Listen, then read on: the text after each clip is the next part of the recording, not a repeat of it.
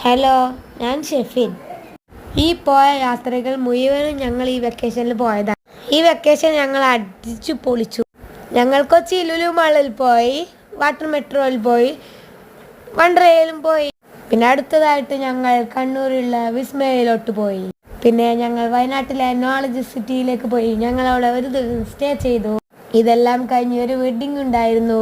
അത് കഴിഞ്ഞ് നമ്മൾ സ്വന്തം ബേപ്പൂർ പുളിമൂട്ടിലേക്ക് പോയി, അടിച്ചു പൊളിച്ചു. പിന്നെ ഞങ്ങൾ കസിൻസും റിലേറ്റീവ്സും കൂടി കാടപ്പടിയിലോട്ട്.